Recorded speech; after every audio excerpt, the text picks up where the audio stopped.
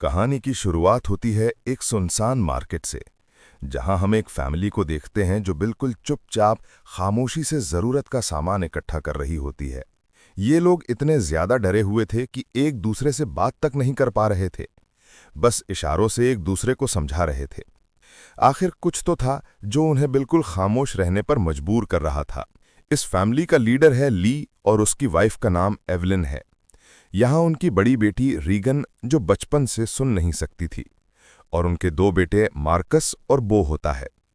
बो उम्र में छोटा होता है, इसीलिए वो ज्यादा चीजें नहीं समझ पाता। वो ऊपर अलमारी में टॉय रॉकेट देख लेता है। जैसे ही वो रॉकेट को उठाने वाला होता है तो वो रॉकेट उसके हाथ से छूटकर नीचे गिरता है। ये देखकर सबके गले में सांसें अटक जाती हैं, लेकिन ऐन वक्त पर रीगन जल्दी से उस टॉय रॉकेट को कैच कर लेती है और सबकी जान बचा लेती है। ली सबको इशारों में समझाता है कि शाम होने वाली है, हमें जल्द से जल्द घर लौटना होगा, नहीं तो हम खतरे में पड़ सकते हैं। तभी इनका 4 साल का बेटा वही टॉय रॉकेट फिर से उठा लाया। उसे देखकर सभी दहशत में आ गए, क्योंकि यह रॉकेट बैटरी से चलने वाला था, जिसे ऑन करते ही शोर मच सकता था। ली अपने बेटे के हाथ से वो रॉकेट लेके उसकी बैटरी निकालकर टेबल पर रख देता है।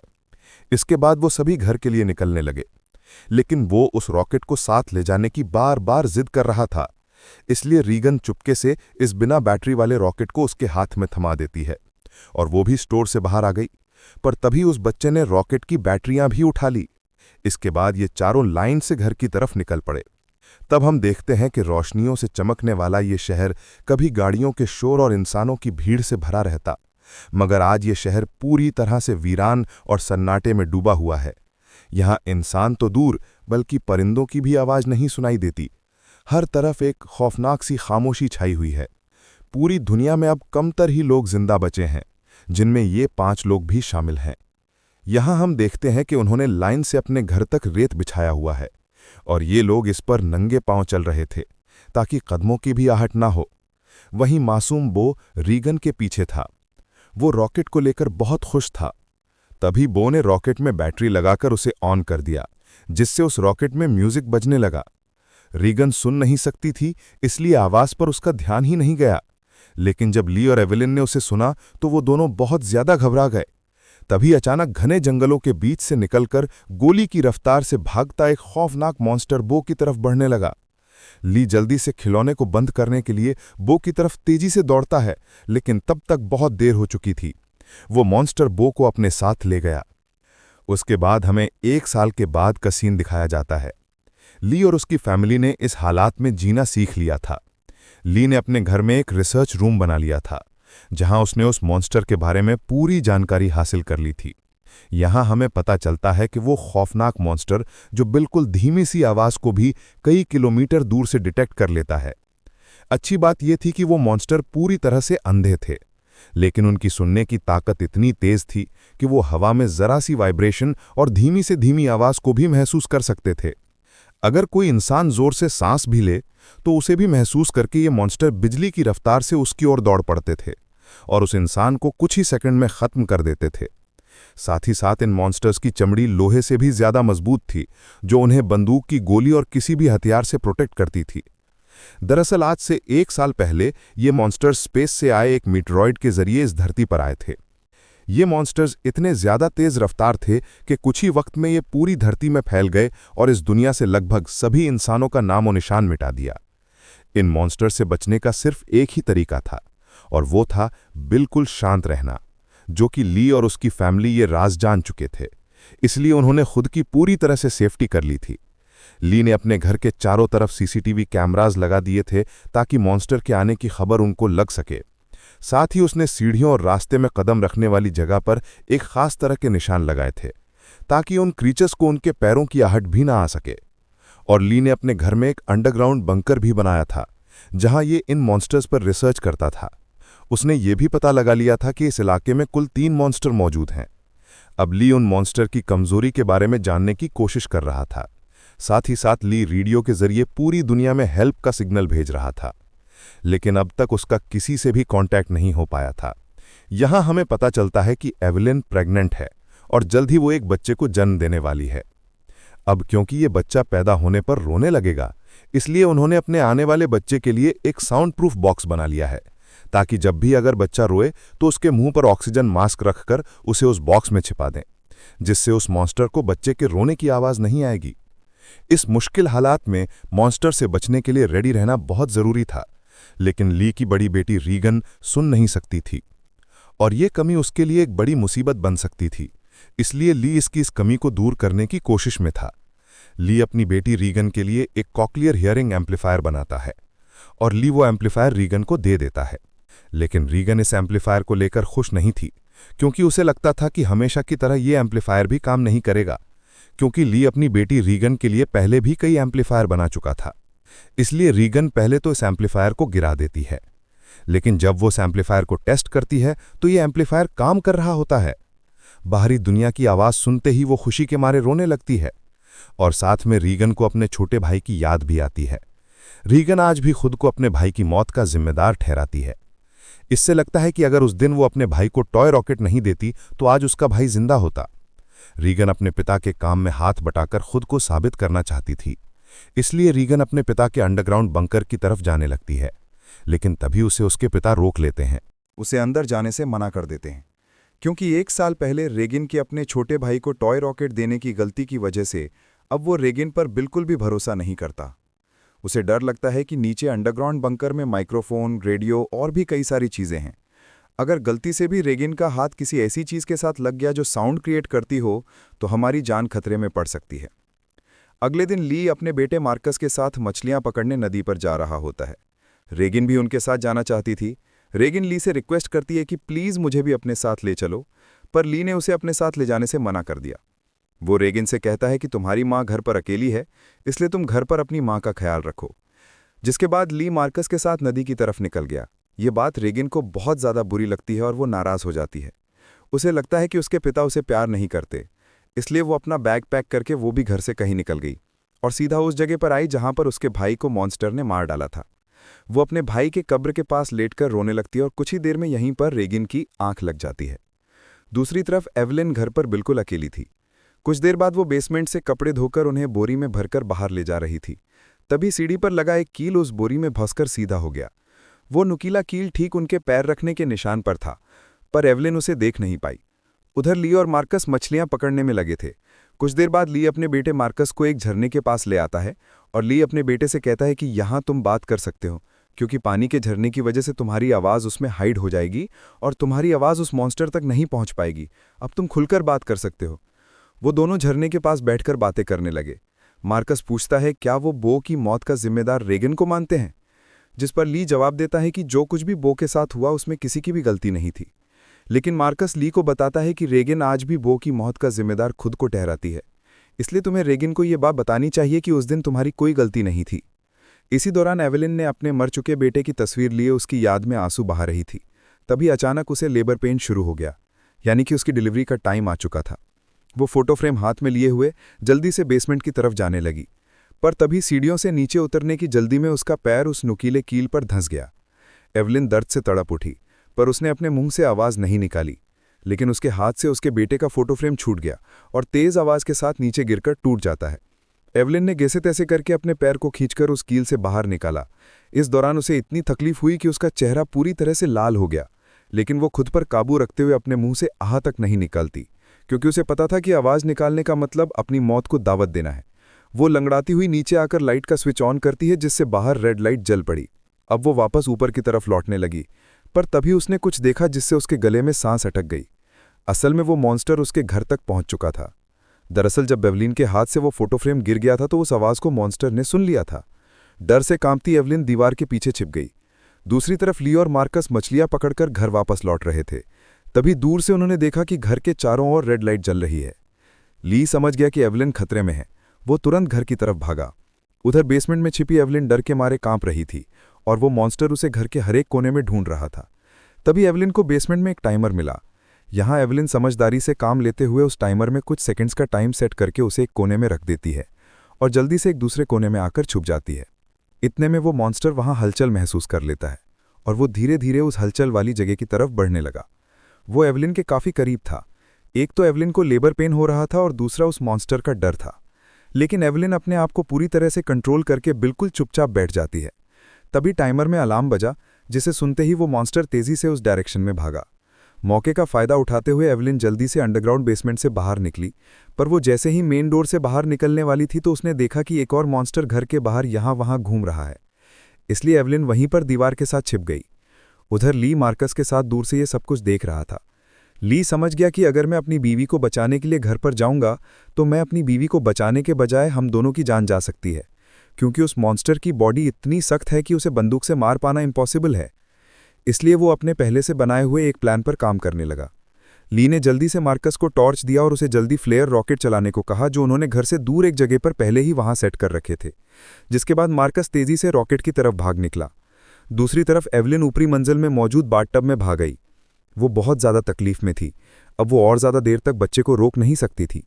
वो बस बच्चे को जन्म देने ही वाली थी कि उसकी सिसकियों की आवाज़ को महसूस करता हुआ वो मॉन्स्टर बाथरूम के करीब आ चुका था। एवलिन को समझ आ चुका था कि अब जिंदा बच पाना नामुमकिन है। तभी उधर मार्कस ने रॉकेट चला दिए, जिससे धन्ने का धमाका हुआ, जिसे आवाज़ को मॉन्स्टर ने सुन लिया और वो तेज़ी से सीढ़ियों से नीचे भागा। इसकी आवाज़ को सुनते हुए दूसरा मॉन्स्टर भी उस धमाके की आवाज़ को सुन लेता है। आसमान में तेज आवाज के साथ फ्लेयर शुरू हो गई, जिसे सुनकर वो मॉन्स्टर एलन को यहीं छोड़कर तेजी से उस आवाज की तरफ भागा और उसी पल दर्द को दबाए बैठी एलन जोर से चीख पड़ी, जिसकी आवाज रॉकेट्स के शोर में दब जाती है। ये रॉकेट्स का शोर और लाइट्स दूर से रेगन भी देख लेती है और वो घर की तरफ निकल पड़ती है। थोड़ी देर बाद ली बंदूक लेकर घर के अंदर आया। उसने देखा कि सीढ़ियों पर पैरों के खून के निशान लगे हुए हैं। वो उन निशानों का पीछा करते हुए बाथरूम तक पहुंच जाता है। वहां पहुंचकर वो देखता है कि बाथटब खून से लाल है। वो समझ गया कि एलन भी उस मॉन्स्टर का शिकार हो चुकी है। वो आंसू बहाता हुआ वहीं बैठ गया, पर तभी शावर रूम के कांच पर किसी ने हाथ रखा। वो कोई और नहीं बल्कि एलन ही थी। एलन ने इस मुश्किल हालात में भी खुद को संभालकर एक बेटे को जन्म दिया था। एलन को जिंदा पाकर ली की आंखें खुली की खुली रह गई। अब इससे पहले कि बच्चे की रोने की आवाज आती, ली तुरंत एलन और बच्चे को उठाकर अंडरग्राउंड रूम में ले आया, जिसके बेसमेंट में उन्होंने बच्चे के लिए साउंड प्रूफ बॉक्स बनाया था। लेकिन बेसमेंट में घुसने से पहले ही बच्चे ने रोना शुरू कर दिया, जिसे सुनकर वो मॉन्स्टर तेजी से उनकी ओर आने लगा। ली जल्दी से अंडरग्राउंड रूम में घुसा और दरवाजे को एक मोटे मैट्रेस से ढक दिया। ली ने फौरन बच्चे के मुंह पर ऑक्सीजन मास्क लगाया और उसे बॉक्स में बंद कर दिया, जिससे उसके रोने की आवाज बंद हो गई। तब जाकर उन दोनों ने राहत की सांस ली। यहां ली अपनी वाइफ एलन को बताता है कि मैं एंड क्रिएचर्स की कमजोरी जान चुका हूं। अब जल्द उनके लिए मैं एक औजार तैयार करने वाला हूं, जिससे ये क्रिएचर्स हमारा कुछ नहीं बिगाड़ पाएंगे। इसी दौरान दूसरी ओर रेगिन भी घर लौट रही थी। तभी उसे खेतों के बीच एक लाइट जलती हुई नजर आई। रेगिन जल्दी से उस लाइट के पास आने लगी, लेकिन वो इस बात से अनजान थी कि एक मॉन्स्टर उसकी कदमों की आहट से उसके पीछे चलता आ रहा था। जैसे ही वो मॉन्स्टर रेगिन को मारने के लिए उसके काफी करीब आया, तभी अचानक रेगिन के कान की मशीन से एक नुकीली और तेज फ्रीक्वेंसी निकलने लगी। इस नुकीली आवाज से वो मॉन्स्टर तड़पने लग जाता है, जैसे ही आवाज उस मॉन्स्टर के कान के अंदर सुई की तरह चुभ रही हो। इस आवाज को ये मॉन्स्टर ज्यादा देर तक बर्दाश्त नहीं कर पाता और जल्द ही वहां से भाग गया।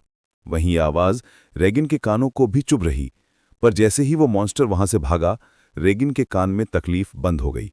लेकिन रेगिन को समझ नहीं आया कि आखिर उसके कान की मशीन ने ऐसा क्यों किया। वो इस पर ज्यादा ध्यान ना देते हुए लाइट के पास पहुंच जाती है। तभी उसने पाया कि वो रोशनी एक टॉर्च की थी। जैसे ही रेगिन उस टॉर्च को उठाने गई, तभी अचानक किसी ने उसका हाथ पकड़ लिया। वो कोई और नहीं बल्कि मार्कस था, जो डर से कांपता हुआ यहां छिपा हुआ था। अपनी बहन को देख मार्कस की घबराहट दूर हो गई। वो रेगिन से कहता है कि मैं झाड़ियों से तुम्हें छुपकर देख रहा था। तुम्हारे पीछे वो मॉन्स्टर भी आ रहा था, लेकिन पता नहीं वो मॉन्स्टर तुम्हारे करीब आते ही अचानक भाग गया।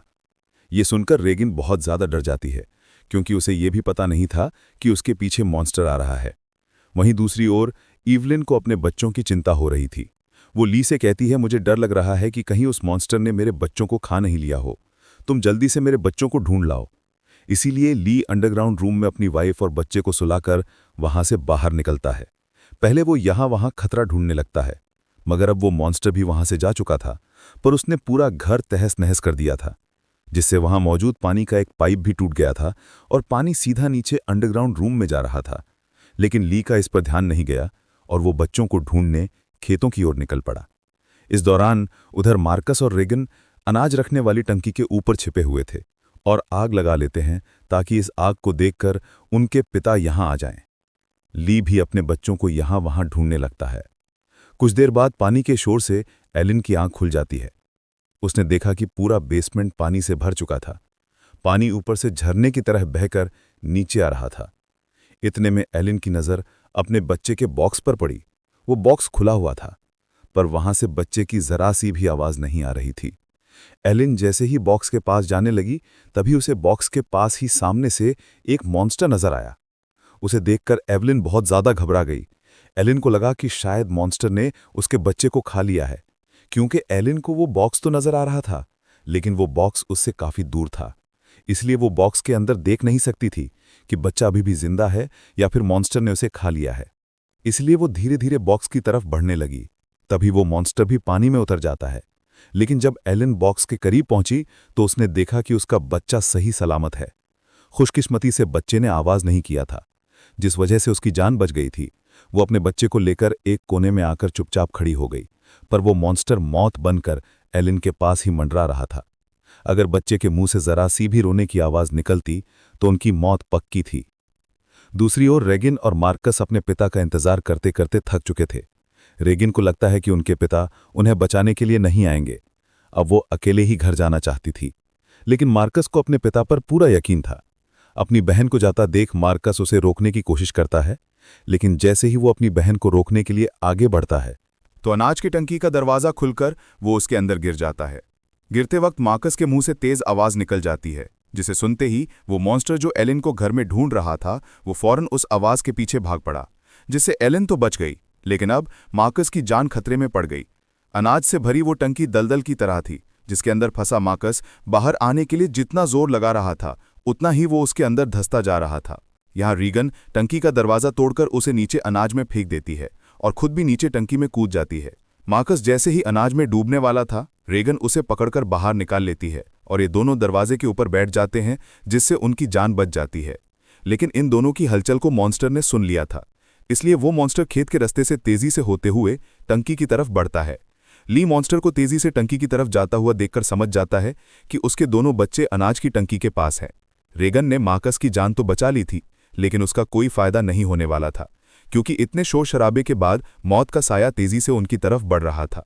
अगले ही पल वो मॉन्स्टर भी टंकी के अंदर कूद पड़ा। वो उन दोनों को मारने के लिए जैसे ही आगे बढ़ा, तभी रेगन की कान की मशीन से एक बार फिर एक नुकीली आवाज निकलने लगी। ये आवाज उस मॉन्स्टर के लिए बहुत ही ज्यादा पेनफुल होती है, इसलिए वो बिना उन्हें मारे वहां से निकल जाता है। रेगन और मार्कस मौत के मुंह से बाल बाल बच गए और टंकी से बाहर निकल आए। बाहर ली भी उन्हें ढूंढता हुआ आ पहुंचा था। वो अपने बच्चों को सही सलामत देखकर बहुत खुश होता है। इस दौरान एलिन भी ये सब कुछ सीसीटीवी रूम से देख रही थी। तभी ली को पता चलता है कि अभी भी वो मॉन्स्टर यहां आसपास है। उसने बच्चों को फौरन सामने मौजूद गाड़ी की ओर भेज दिया और खुद एक कुल्हाड़ी उठाकर आसपास नजरें दौड़ाने लगा, लेकिन वो क्रिएचर ठीक उसके ऊपर होता है। ली जैसे ही पलटकर पीछे देखता है, वो मॉन्स्टर उसे अपने पंजे से मारकर दूर फेंक देता है। अपने पिता को तकलीफ में देखकर मार्कस ली को आवाज देने लगता है। आवाज सुनकर मॉन्स्टर को मार्कस की पोजीशन का भी पता चल जाता है। वो मॉन्स्टर अब मार्कस और रेगन की तरफ बढ़ने लगा, लेकिन तभी एक बार फिर रेगन की कान की मशीन से फ्रीक्वेंसीज निकलने लगी। वो आवाज रेगन को भी चुभ रही थी, इसलिए रेगन ने अपनी कान की मशीन को ही ऑफ कर दिया। लेकिन ये उसकी सबसे बड़ी गलती थी। इस मशीन से जो फ्रीक्वेंसी निकलती थी, वही फ्रीक्वेंसी उस मॉन्स्टर की कमजोरी थी, जिसे वो बिल्कुल भी बर्दाश्त नहीं कर सकता था। लेकिन अनजाने में रेगन ने मशीन को बंद करके अपनी ही मौत को दावत दे दी। अगले ही पल वो मॉन्स्टर कार पर झपट पड़ा और मार्कस तक पहुंचने की कोशिश करने लगा। इसी दौरान उधर ली होश में आ गया। अपने बच्चों को खतरे में देख वो समझ गया था कि मॉन्स्टर से लड़कर वो कभी भी मॉन्स्टर को मार नहीं सकता, इसलिए अब उसे सिर्फ एक ही रास्ता नजर आया। उसने रेगन को इशारों में बताया कि मैं तुमसे बहुत ज्यादा प्यार करता हूं। मैंने तुम्हें कभी भी बो की मौत का जिम्मेदार नहीं ठहराया है और मेरे होते हुए तुम्हें कुछ नहीं हो सकता। जिसके बाद ली जोर से चिल्लाने लगा। उसे सुन वो मॉन्स्टर ली की तरफ दौड़ पड़ा और एक ही झटके में उसे चीर फाड़ कर रख दिया। अपने पिता को मरता हुआ देखकर रेगन को बहुत ज्यादा दुख होता है, क्योंकि पहले उसे लगता था कि उसके पिता उससे प्यार नहीं करते, लेकिन अब उसे रियलाइज हुआ कि वो गलत थी। ली को मारने के बाद वो मॉन्स्टर वहां से चला जाता है। दूसरी तरफ एलिन भी ये सब कुछ सीसीटीवी के जरिए देख रही थी। तब रेगन उसी वक्त गाड़ी स्टार्ट करके अपने भाई के साथ घर आ पहुंचती है। एलिन ने अपने बच्चों को सही सलामत देखते ही सीने से लगा लिया। तभी एलिन ने देखा कि वो मॉन्स्टर एक बार फिर से उनकी तरफ आ रहा है। जिसके बाद ये लोग जल्दी से घर के अंदर चले जाते हैं, जहां मार्कस और रेगन अपने छोटे भाई को देखते हैं। रेगन देखती है कि उसके फादर उसके कॉक्लियर इम्प्लांट के लिए कितनी मेहनत कर रहे थे। अब वो अपने फादर को बहुत ज्यादा मिस करने लगती है। कुछ देर बाद वो मॉन्स्टर उनके घर घुस आया। एलन यहां बंदूक तानकर उसके सामने खड़ी हो गई। एलन के पास बंदूक तो थी, पर वो जानती थी कि उसकी गोली उस मॉन्स्टर की मोटी खाल का कुछ नहीं बिगाड़ सकती, इसलिए अब उन्हें अपनी मौत अपनी आंखों